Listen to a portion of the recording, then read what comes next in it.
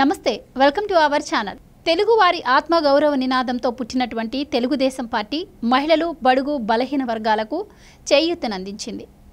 అలాంటి పార్టీ 41 సంవత్సరాలను పూర్తి చేసుకుని 42వ వసంతంలోకి అడుగు పెడుతోంది. ఈ నేపథ్యంలో అప్పటికీ ఇప్పటికీ తెలుగు ప్రజల హృదయాలలో చెరిగిపోని సంతకం చేసింది తెలుగుదేశం పార్టీ. ఎన్టీఆర్ పార్టీని స్థాపించినప్పటి నుండి ఆయన పడ్డ కృషిలో కావచ్చు, అభివృద్ధిలో కావచ్చు, అన్నింటిలో వెన్నుదండుగా ఉండి పార్టీకి తగిన కృషి చేస్తూ ఇప్పటికీ పార్టీని వీడకుండా పార్టీ కోసం శ్రమించేవారు చాలామందే ఉన్నారు. అందులో ఒకరు senior political journalist Durga Kumar గారు. ఆయన అడిగి పార్టీ ఆవిర్భావం నుంచి పార్టీ స్థితిగతులు, అలాగే ఒడిదుడుకులు, ఇలాంటి విషయాలను తెలుసుకునే ప్రయత్నం చేద్దాం. మనతో ఉన్నారు senior political journalist Durga Kumar గారు. నమస్కారం. నమస్కారం మా గోవర్ధన, మన వీక్షకులకు కూడా నమస్కారం. సో దుర్గా కుమార్ గారు, ఎన్టీఆర్ గారు పార్టీని స్థాపించినప్పటి నుంచి మీరు పార్టీకి వెన్నుదన్నుగా ఉంటూ వస్తూ ఉన్నారు. సో ఆయన పార్టీని స్థాపించినప్పుడు ఆంధ్రప్రదేశ్లో ఎలాంటి పరిస్థితులు ఉండేవి, ఆయన పార్టీని ఎందుకు స్థాపించవలసి వచ్చింది, సో ఇప్పటి వరకు కూడా తెలుగువారికి టీడీపీ అన్న, అలాగే ఎన్టీఆర్ గారు అన్న ఎనలేని గౌరవం ఆయన ఉన్నా లేకున్నా, సో ఏం చెప్తారు ఎన్టీఆర్ గారి గురించి చెప్పాలి అంటే? ఆయన కేవలం రాజకీయాల్లోకి వచ్చింది తెలుగు ప్రజల ఆత్మగౌరవం అనే ఒక్క నినాదం అమ్మా. ఆనాటికి కాంగ్రెస్లో పరిస్థితి ఏంటంటే, ఫస్ట్లో కాంగ్రెస్ పరిపాలన బాగానే ఉండేది, కానీ రాను ఆయన కూడా అన్న మాట ఏంటంటే కుక్కమూతి పిందెలు.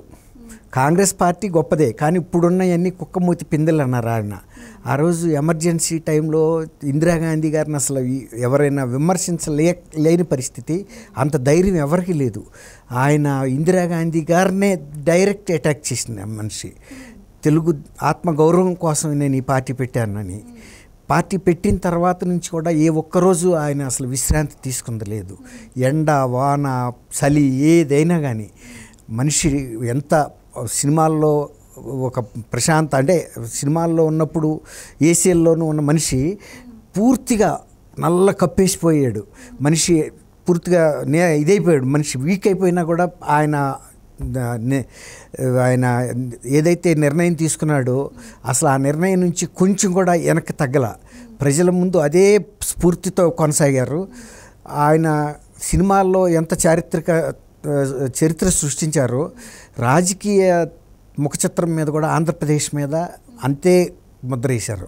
అసలు ఆయన తెలుగు ప్రజలు ప్రపంచంలో ఎక్కడున్నా కూడా ఒక మా ఆత్మ గౌరవం అంటే ఎన్టీ రామారావు గారు అనేది ఒక ముద్ర పడిపోయింది. అది ఎంతరాక అంటే మొన్న ఈ మధ్య ఆయన గౌరవార్థం 100 రూపాయల కాయిన్ అనుకుంటా, వెండి కాయిన్ వేస్తే అది ముద్రించిన దానికన్నా కూడా ఎక్కువ అయినాయి, రీప్రింట్ చేసినా కూడా అయిపోయినాయి, ఇప్పుడు చేసినా కూడా వెళ్తానే ఉంటాయి. అంత డిమాండ్, క్యూల్లో నుంచి తీసుకెళ్లారు. అట్లా ఎప్పుడు ఉండదు. అది ఊరికే గౌరవార్థం వేస్తారా కానీ అంతమంది ఎవరు ఎగబడి కొనే అన్నంత ఇది లేదు. ఆయనకి ప్రజల్లో ఉన్న అభిమానం అట్లాంటిది. ఆయన పార్టీ కూడా పెట్టింది పేద ప్రజలే, ఒక పేద వ్యక్తే నాకు దేవుడు అని చెప్పాడు.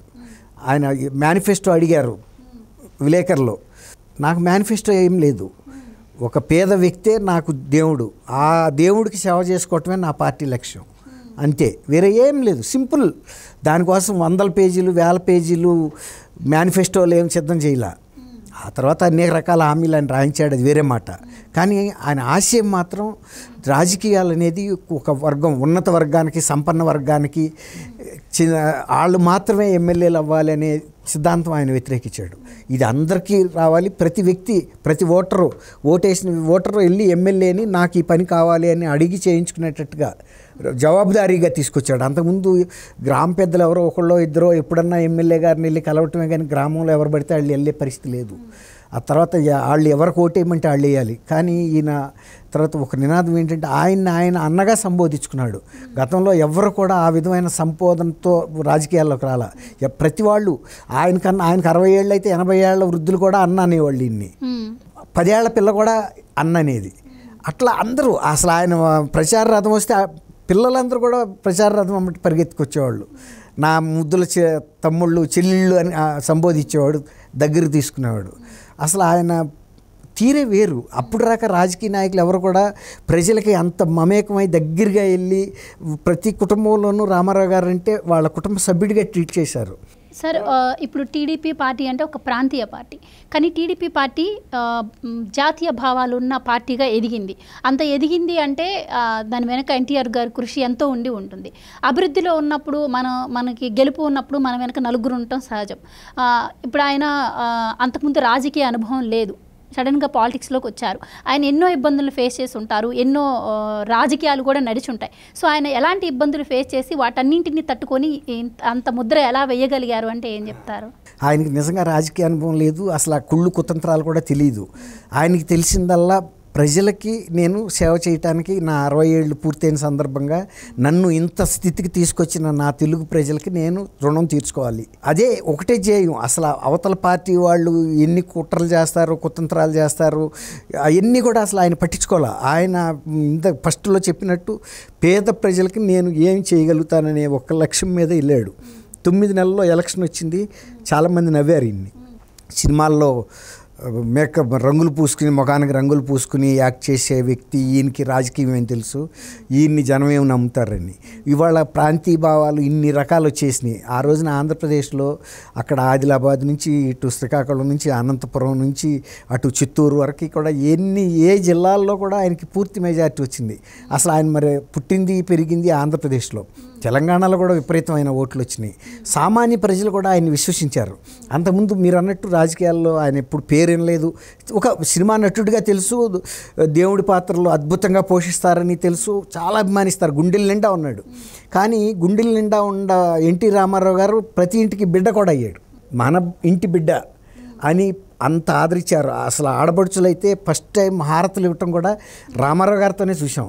అంతకుముందు రాజకీయ నాయకులు ఎవరికి కూడా అట్లా హారతులు అనేది ఆత్మీయ భావంతో లేదు. ప్రతి ఊళ్ళోనూ హారతి, ప్రతి ఇంటి ముందు హారతి, ప్రతి బజార్లోనూ హారతి.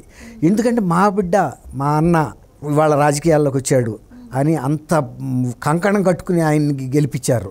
అట్లాంటి గెలుపు చేయగానే ఆయన కూడా ₹2 ఒక పేద వ్యక్తికి కిలో ₹2 బియ్యం ఇచ్చాడు. జనతా వస్త్రాలు ఆయన చూశాడు పేదరికం ఎలా ఉందని. 82లో ఇంత మనీ సర్క్యులేషన్ లేదు, ఇంత అభివృద్ధి లేదు. ఆ రోజున గవర్నమెంట్ తరఫున అన్ని రకాలుగా చేశాడు. ఇంకోటి ఏంటంటే ఆయన ఏదైనా కూడా ప్రభుత్వం డబ్బుని కూడా సొంత డబ్బులు ఎలా ఖర్చు పెడతారో అంత వివేకంతో ఖర్చు పెట్టేవాడు. అంటే ఇది గవర్నమెంట్ డబ్బు కదా, కట్టండి ప్యాలెస్లు, ఈ 500 కోట్లు పెట్టి బిల్డింగ్ కట్టండి, దేనికి కడుతున్నామో కూడా తెలియదు, కట్టేస్తున్నారు. లేకపోతే ఈ కొండ పగల కొట్టేసేయండి, కట్టండి ఇట్లాంటి, లేకపోతే ఇది ఎవరు కట్టారు, పలానా చీఫ్ మినిస్టర్ కట్టాడా, దీన్ని పడగొట్టేసేయండి, ఇలాంటిది ఏం లేదు. ఆయన టైంలో కూడా అనేక భవనాలు ఇక్కడ ఫెసిలిటీస్కి గతంలో ముఖ్యమంత్రుల పేర్లు కూడా ఆయన పెట్టించాడు. తర్వాత ట్యాంక్ బండ మీద తెలుగు వెలుగులని ఎంతమంది చరిత్ర మరుగున పడిపోయిన వ్యక్తుల విగ్రహాలు, కాంస్య విగ్రహాలు పెట్టించాడు. అంటే చరిత్ర అనేది ఈ తరం వాళ్ళకి తెలియాలి, గర్వకారణం. ఎక్కడికి వెళ్ళినా పొగడరా నీ తల్లి భూమి భారతిని. అట్లా ఒక తెలుగు తల్లి అనేది తెలుగు భాష ప్రపంచవ్యాప్తంగా గుర్తింపు తెచ్చాడు. అసలు అంతకుముందు ఇండియాలోనే ఆంధ్రప్రదేశ్ తెలుగు భాష అనే తెలీదు. రామారావు గారి మూలానే ఆంధ్రప్రదేశ్, అంతకుముందు మద్రాసీలు అనేవాళ్ళు. ఆంధ్రప్రదేశ్ అనేది దానికి ప్రత్యేక గుర్తింపు లేదు. అందులో అంతకుముందు కాంపోజిట్ స్టేట్లో పార్ట్గా ఆంధ్రప్రదేశ్ ఉంది. కానీ భాషా ప్రయుక్త రాష్ట్రాలుగా ఆంధ్రప్రదేశ్ ఏర్పడినప్పటికీ కూడా నార్త్ వాళ్ళకి తెలీదు, ఢిల్లీలోనే తెలీదు, మద్రాసీలే. ఆ మద్రాసీలు పోయి ఒక తెలుగు వాళ్ళు, ఒక ఆంధ్రప్రదేశ్ అనే స్టేట్ ఉంది. దానికి ముఖ్యమంత్రి NT Ramarao, national level projection ఆయన మామూలు. మీరు ఇందాక అన్నారు చూసారా, ఒక ప్రాంతీయ పార్టీ అయి జాతీయ భావాలు ఎలా వచ్చినాయని. ఆ పార్టీ పెట్టిన ఆయనలోనే అది ఉంది, శిల్పిలోనే ఆ గొప్పదనం ఉన్నప్పుడు శిల్పానికి కూడా వస్తుంది. శిల్పం చెక్కలేనాడికి రాదు, కానీ ఆయన ఆ భావాలను మొత్తం తెలుగుదేశం పార్టీలో రంగరించాడు. రంగరించబట్టే ఇవాళకి కూడా పునాదులు ఉన్నాయి. ఇవాళకి కూడా తెలుగుదేశం అంటే, ఇవాళ తెలంగాణలో పార్టీ లేకపోయినా కూడా తెలుగుదేశాన్ని అభిమానించే వాళ్ళు అనేక మంది ఉన్నారు. మొన్న చంద్రబాబు నాయుడు గారిని అరెస్ట్ చేస్తే ఇంత నిరసన తెలిపారంటే కూడా ఆ పాత పునాదులే అవన్నీ. ఆ విధంగా రామారావు గారు మీరు అన్నట్టు ఎందుకు పార్టీ పెట్టారు అంటే తెలుగు ప్రజల ఆత్మగౌరవానికి. తెలుగు ప్రజల్లో కూడా రాజకీయ అవినీతి పోవాలి, అది ఉంది ఫస్ట్. రాజకీయం ప్రభుత్వ డబ్బులు ఏవైతే ఉన్నాయో అది ఎవరికి అందాలో వాళ్ళకి అందాలన్నట్టుగా ఆయన చాలామంది అన్నారు ఆయన కర్టెన్లు వేసుకున్నాడు, సాసర్లు కొనుక్కున్నాడు, ఇలాంటి పిచ్చి ఆరోపణలు కూడా ఆయన మీద చేశారు. అసలు ఆయన ఎప్పుడు కూడా ఏది ఆ గవర్నమెంట్ ఆయన సొంత కారు వాడాడు. చీఫ్ మినిస్టర్గా ఉన్నప్పుడు కూడా వాళ్ళ సొంత డ్రైవర్ లక్ష్మణ్ అని ఉండేవాడు. అట్లా గవర్నమెంట్ డబ్బు తినాలి, అది ప్రజల డబ్బు కాబట్టి దాన్ని అంత పవిత్రంగా ఆయన ఒక ధర్మకర్తగానే వ్యవహరించాడు. మేము ఆ ఇంటికి ప్రెస్ కాన్ఫరెన్స్కి వెళ్తే కూడా వాళ్ళ సొంత కట్లరీతో వచ్చేవి మాకు టీలు కానీ ఏమైనా. అట్లాంటి వ్యక్తిని ఇట్లాంటి చిన్న మాటలు కూడా అన్నా కూడా ఆయన అవన్నీ పట్టించుకోలే. ఎందుకంటే ఆయన ప్రజలకు సేవ చేయడానికి వచ్చాడు, అదే పని మీద ఉన్నాడు. ఆయన అపజయాలు చూశాడు, విజయాలు చూశాడు. ఆ తర్వాత ఇప్పుడు చంద్రబాబు నాయుడు గారు వచ్చిన తర్వాత కూడా అదే ఆటుపోట్లు ఆయన ఎదుర్కొన్నాడు. తెలుగుదేశం పార్టీ మాత్రం ఆ నౌక ప్రయాణం కొనసాగిస్తూనే ఉంది. ఎంత ఎదురాళ్ళు వచ్చినా. ఇప్పుడు మీరు అన్నట్టు ఒకప్పుడు పార్లమెంట్లో సెకండ్ బిగ్గెస్ట్ పార్టీగా ఉంది విపి సింగ్ యునైటెడ్ ఫ్రంట్ గవర్నమెంట్లో. అప్పుడు ఈయన దాని కన్వీనర్, ఆయన ప్రైమ్ మినిస్టర్ అయ్యేంత ఫోకస్లోకి వెళ్ళాడు. ఆయన యోగి అనేవాళ్ళు, ఆయన కొన్నాళ్ళు కాషాయ బాటలు కూడా వేసుకున్నాడు. అలా నార్త్ ఇండియా వాళ్ళ మనసులు చూరగొన్నాడు. అసలు ఫైనల్గా ఒక చిన్న ప్రశ్న అండి. మీరు చెప్పినట్టు అప్పుడు ఎంతో స్వచ్ఛమైన రాజకీయాలు ఉండేవి, ఇప్పుడు రాజకీయాలు చాలా పొల్యూట్ అయిపోయినాయి. సో ఇలాంటి టైంలో ఎన్టీఆర్ గారు మళ్ళీ పుడితే ఎలా ఉంటుంది? అబ్బా, బ్రహ్మాండమైన ప్రశ్న అమ్మా. ఈ అందరూ నిజంగా కూడా నా వ్యక్తిగత అభిప్రాయం చెబుతున్నామ్మా. ఆయన మనిద్దరం ఎలా కూర్చున్నామో అలా కూర్చుని కూడా నేను మాట్లాడినప్పుడు అప్పుడు నాకు చాలా చిన్న వయసు, 23 ఏళ్ళే. నేను అందులోనూ ఒక పెద్ద పేపర్కి విలేకరిని, జర్నలిస్టులు అంటే ఆ రోజుల్లో ఒక ఇది ఉండేది. కానీ ఈ యోగిని, రామారావు గారు ఒక యోగి అని మాత్రం నేను అప్పుడు గుర్తించలేకపోయా. ఆయన కూడా ఒక మామూలు ఒక పొలిటీషియన్, కాబట్టి పెద్ద సినిమా హీరో అనుకుని ఆయనకు పాదాభివందనం చేయలేకపోయిన లోటు నేను ఇప్పుడు కూడా ఫీల్ అవుతున్నా. అంత మహా వ్యక్తికి మనం ఇంత దగ్గరగా ఉండి కూడా ఆయనలో ఉన్న యోగిని ఎందుకు చూడలేకపోయాం, ఆయనలో ఉన్న దైవాన్ని ఎందుకు చూడలేకపోయాం. కానీ ఆయన మాత్రం ప్రతి వ్యక్తిలోనూ దైవాన్ని చూస్తాడు. ఎంత చిన్న వ్యక్తిలో కూడా ఆయనలో ఏం మంచి మనసు ఉంది, ఏం మంచి ఆలోచనలు ఉన్నాయి ప్రతి వ్యక్తిలో. అంతేగాని నా దగ్గరికి వచ్చే వాళ్ళంతా తక్కువ వాళ్ళు, వీళ్ళని నేను తక్కువ చేసి చూడాలనేది లేదు. ఒక వ్యక్తి ఆయన కంటి ముందుకు వెళ్ళారు అంటే ఆయనలో ఏదో ఒక మంచితనం, ఒక స్పెషాలిటీ ఉంది అని భావించి సమానమైన గౌరవం ఇచ్చడం అనేది రామారావు గారికి చెల్లింది. మొన్న ఈ మధ్య జగన్మోహన్ రెడ్డి గారు తెలుగు సినిమా ఇండస్ట్రీ మొత్తం కదిలితే చిరంజీవి గారు లాంటి మెగా హీరోలు కూడా అందరినీ గేట్ దగ్గర దింపించాడు. ఆ రోజుల్లో మేము చిన్నాళ్ళం ఒక న్యూస్ పేపర్కి జిల్లా రిపోర్టర్లని మేము ఇట్లా కూర్చుని ఆయనతో మాట్లాడామంటే అసలు ఆయన్ని తర్వాత ఆయన స్వయంగా స్టూల్ లాగి కూర్చోబెట్టి ఆయన ఒక స్టూల్ మీద కూర్చో భోంచేస్తూ అట్లా ప్రతిదీ ఏదైనా సరే చక్కగా అసలు ఎక్కువ తక్కువ అనే అభిప్రాయం ఆయనకి లేదు. ఇవాళ చీఫ్ మినిస్టర్లు కనుక ఇప్పుడు వాళ్ళకి అది తెలుస్తుంది. ఆ రోజు చీఫ్ మినిస్టర్స్ అంటే ఒక రకంగా చెప్పాలంటే మహాత్మా గాంధీ గారు ఎంత సింపుల్గా బతికాడో ఆయన ఆలోచన విధానం కూడా అదే విధానం. ఏది ఉంటే అది తింటారు. అంతేగాని నీకు ఫలాందే కావాలి, ఫలానా 5 స్టార్ హోటల్ నుంచి రావాలి, అస్సలు ఫుడ్ స్టాండర్డ్స్ విషయంలో కానీ ఏదైనా సరే మంచినీళ్ళ గ్లాస్ ఉంటే తీసుకుంటాడు. అంతేగాని ఇది మినరల్ వాటరా, ఫలానా కంపెనీ మినరల్ వాటరా అయ్యేం లేవు. ఆయన ఆ రోజున ఎక్కరాస్తా స్టేట్ తిరిగేశాడు. రోడ్ల మీద స్నానం చేశారు. ఫుడ్ కూడా అందరూ అనుకునే వాళ్ళు ఆయన 2 కోళ్ళు తింటాడు, 3 కోళ్ళు తింటారు. ఏం లేదమ్మా, 2 ఇడ్లీ 1 వడ. మాతో పాటు మేము అందరం బఫే కూడా తిన్నాం. అట్లా ఉండేవారు ఆయన. ఇప్పుడు ఏమి ఉండదు. మహా అయితే ఇంకొక ఇడ్లీ కూడా ఆయనే వెళ్ళి తెచ్చుకుంటాడు, ఎవరన్నా తెచ్చి వేయాల్సిన అవసరం కూడా లేదు. అంత సింపుల్ మనిషి అన్నమాట. రాష్ట్రం బాగుండాలి, నా ప్రజల ఏదైతే ప్రజల యొక్క ధనం ఏదైతే ఉందో అది ప్రతి పైసా కూడా సద్వినియోగం కావాలన్న పట్టుదల ఉండేది ఆయనలో. ఏదైనా ఒక స్కీమ్ పెడుతున్నారంటే ఇది ఇంత ఖర్చు పెట్టవచ్చా పెట్టకూడదా, పెడితే దీని మూలాన వచ్చే ఆదాయం ఎంత, ప్రజలకు ఎంత ఉపయోగపడుతుంది, మనం ఏమన్నా వృధా పెడుతున్నామా, ఇంకా ఏమన్నా కొన్ని కంపెనీలు పిలిచి కూడా మళ్ళీ ఎంక్వైరీ చేయించుకునేవాడు ప్రైసెస్ విషయంలో. అంటే సొంతానికి మన ఇంట్లో ఒక ఏసీయో లేకపోతే ఒక ఫ్రిడ్జో కొంటే ఎంత కేర్ తీసుకుంటామో. ఇప్పుడు మీరు అడిగారు చూసారా, ఈ రామారావు గారు కనుక మళ్ళీ వస్తే అంటే ఇవన్నీ కూడా మీ తరం కూడా చూస్తుంది. రామారావు గారు ఎంత ఎకనామిక్గా అడ్మినిస్ట్రేషన్ చేస్తారు, తర్వాత లగ్జరీ కార్లు వీళ్ళకి కూడా ఇవ్వరు. ఇప్పుడులా కాన్వాయ్ లాగా కానీ ఏం ఉండేది కాదు.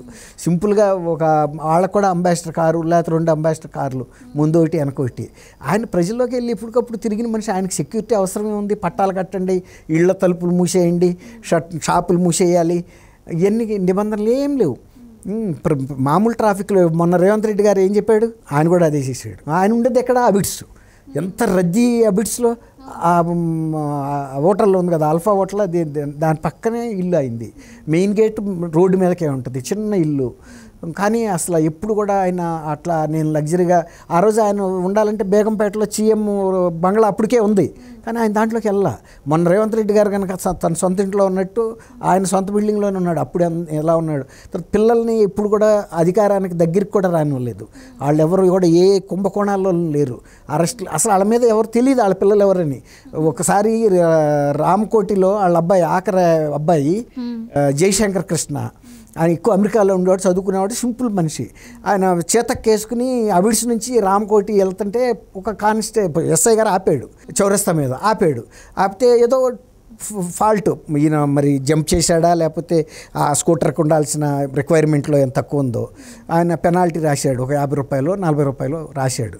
రాస్తే ఈయన ఒకే అన్నాడు, పేరు చెప్పమన్నాడు, ఎన్ జయశంకర్ కృష్ణ చెప్పాడు, సన్నాఫ్ అన్నాడు, ఎన్టీ రామారావు అన్నాడు. ఒకసారి ఆయన షాక్ అయ్యాడు, ఎందుకంటే ఎన్టీ రామారావు వెళ్ళి అక్కడ దగ్గరే. పిల్లాడిని చూస్తే అప్పుడు దగ్గరగా చూశాడు. ఆయన మామూలుగా నైబర్హుడ్ బాయ్ లాగానే ఉంటాడు. చూస్తే పోలికలు కనపడుతున్నాయి. ఏం చేయాలి, ఇప్పుడు వదిలేయాలా అబిడ్స్ అని చెప్పాడు. ఆయన కొంచెం సందేహిస్తుంటే లేదు తీసుకోండి అని చెప్పి రాయించి డబ్బులు కట్టేసి వెళ్ళిపోయాడు. అంతే తప్ప నేను చీఫ్ మినిస్టర్ గారు అబ్బాయిని నువ్వు అసలు ఆయన స్కూటర్ మీద వెళ్ళటమే ఎట్లా ఉంది. అదే ఇవాళ చీఫ్ మినిస్టర్ గారు పిల్లలు ఉంటారు, మీరు అడిగారు కదా, ఆయన కనుక మళ్ళీ పుడితే ఎట్లా ఉంటుందంటే ఇవన్నీ మీరు కూడా చూస్తారు. ఈ తరం వాళ్ళు అందరూ అంటే నువ్వు కాదు, మీరు అందరూ కూడా చూస్తారు. అది అప్పటికి ఇప్పుడుకున్న డిఫరెన్స్. స్పెషల్ ఫ్లైట్లు వేసుకెళ్ళటం, ఆ నేషనల్ ఫ్రంట్ చైర్మన్గా ఉన్నా కూడా రెగ్యులర్ ఫ్లైట్లోనే వెళ్ళేవాడు, చీఫ్ మినిస్టర్గా ఉన్నా కూడా ఇక్కడికక్కడ ఎకానమీయే. ఇది ప్రజల సొమ్ము, మనం జాగ్రత్తగా ఉపయోగించాలి.